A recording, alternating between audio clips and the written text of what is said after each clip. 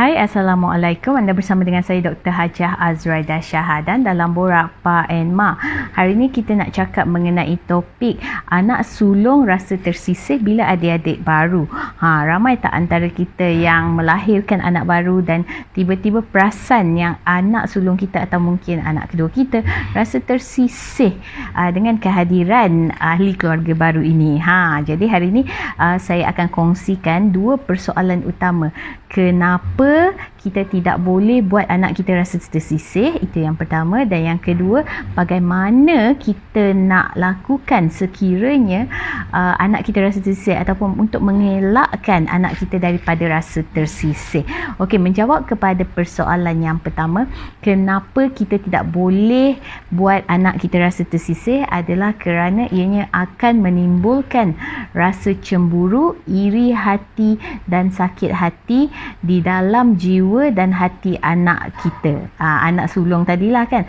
Jadi kenapa ia bahaya? Kerana rasa cemburu, iri hati dan sakit hati ni boleh bertukar menjadi satu perbuatan yang mungkin boleh membahayakan adik dia. Okey, sebagai contoh kat sini, ketika ibu tiada, mungkin bila mana anak sulung mempunyai sakit hati, rasa cemburu dengan adiknya, pelbagai perkara mereka sanggup lakukan untuk membalas rasa sakit hati tersebut. Jadi dekat sini kita kena tahu bahawa anak-anak kita di bawah usia 23 tahun, prefrontal cortexnya masih belum terbentuk. Maka kat sini emosi masih belum stabil, pembuatan keputusan berubah-ubah.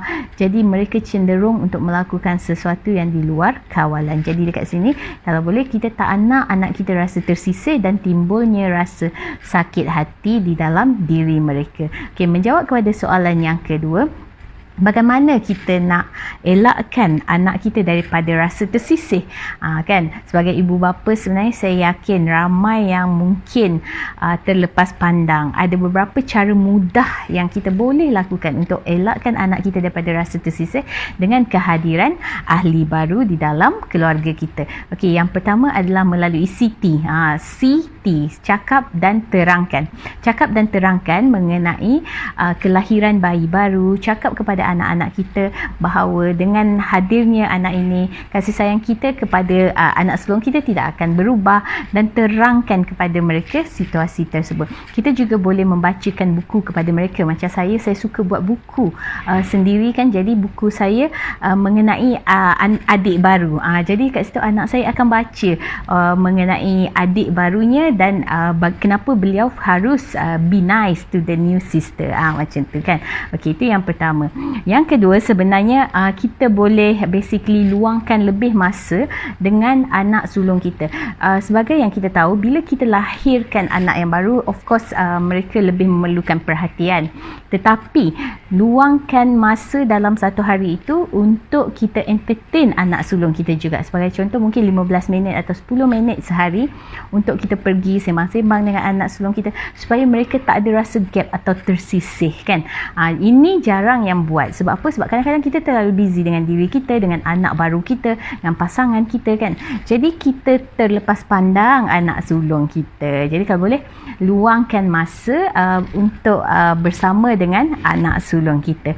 Dan yang terakhir sekali, kalau boleh banyakkan senyum dan jangan marah-marah anak pertama kita di atas kesalahan yang mungkin kecil. Sebab apa? Sebab kadang-kadang sebagai ibu bapa ni, bila kita dah lahirkan anak, kita akan cenderung untuk emotionally disturb ataupun tidak stabil emosi kita.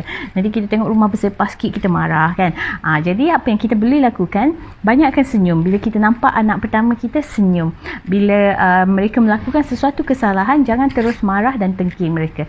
Tegur dengan cara yang baik. InsyaAllah dengan tips yang saya bagi ni, saya harap supaya siapa yang ada anak baru melahirkan anak baru tu, insyaAllah anak baru kita anak sulung kita tidak akan rasa tersisih dengan kelahiran ahli baru. Malahan mereka akan lebih menyayangi dan mengasihi adik-adik mereka. InsyaAllah semoga bermanfaat. Dikongsi bersama Terapi Minda, positifkan diri anda. Bersama saya Dr. Hajah Azraida Syahadan. Assalamualaikum.